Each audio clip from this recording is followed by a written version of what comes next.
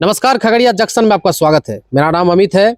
आज आपको खगड़िया जिला के परबत्ता प्रखंड के का एकमात्र रेलवे हॉल्ट भरतखंड हॉल्ट की स्थिति से अवगत कराएंगे।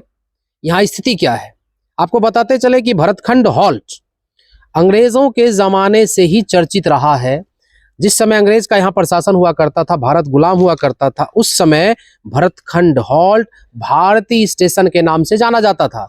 आपको बताते चले कि 1999 में जब 1999 के तत्कालीन रेल मंत्री रामविलास पासवान हुआ करते थे, तो उनके तत्वाधान में नारायणपुर के एमएलए ब्रह्मदेव मंडल को निर्देश दिया गया था कि आप इस भरतखंड हॉल का उद्घाटन करें, और उस समय से आज तक भरतखंड हॉल के नाम से हम जानते हैं।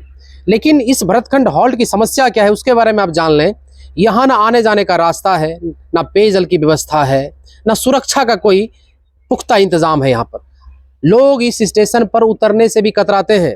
आपको बताते चले कि 3 जोड़ी ट्रेनें यहाँ पर आती जाती हैं, लेकिन जब आप यहाँ पर रुक कर इंतजार करेंगे कि भरतखंड हॉल्ट पर क्या कोई उतर रहा है ट्रेन से, आपको अजूबा लगेगा। यहाँ पर लोग उतरने से कतराते हैं। इसका एकमात्र कारण है सुविधा विहीन है। यहाँ उतरेंगे तो लोग जाएंगे किधर से? अपने गंतव्य तक जाने के लिए यहाँ पर रास्ता नहीं है।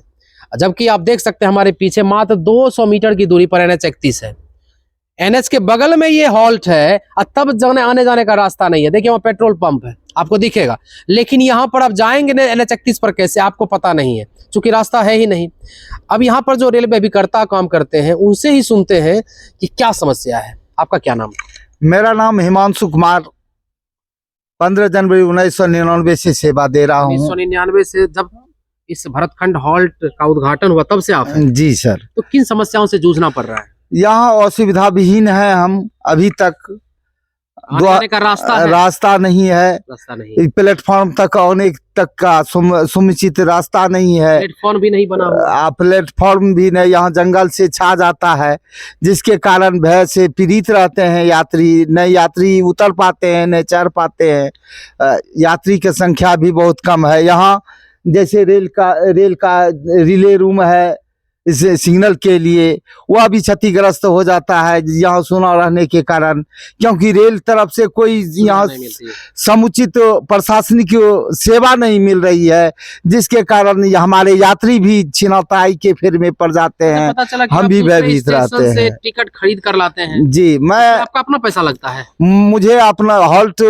की नीति में जो रूल है उसमें अपने से राजस्व लगाना पड़ता है, उसके बाद यहाँ टिकट खरीद के लाता हूँ, जिससे कि रेल। अच्छा हिमांशु जी, कितना कमा लेते हैं? कितना हो जाता है? बहुत। वो क्या कमाऊंगा, यहाँ सेलिंग पर ही आधारित है। कितना टिकट रोज बेच लेते हैं? टिकट 10-20 लोकल जाता है। 10 रुपये का टिकट बिकता है, 10-20 टिकट बिक गया, 100-200 रुपये का टिकट बिक गया, सेवा दे दिया, फिर घर चले जाते हैं। आप बता रहे थे पप्पू यादव ने कुछ संज्ञान लिया था, उसके बाद कुछ कटाई छटाई हुई है पेड़ पौधों? जी, जो पप्पू यादव के सांसद महोदय से कुछ मैसेज दिए, तब इस हॉल्ट के बारे में रेलवे विभाग में कुछ चर्चा किए, तो जिसके कारण की विभाग से खगड़िया के सांसद राजेश वर्मा है जी, उनको कोई सूचना दी गई है कि नहीं? राजेश बाबू को तो मैसेज यही इनके सोशल मीडिया के तहत माध्यम से दिया गया है।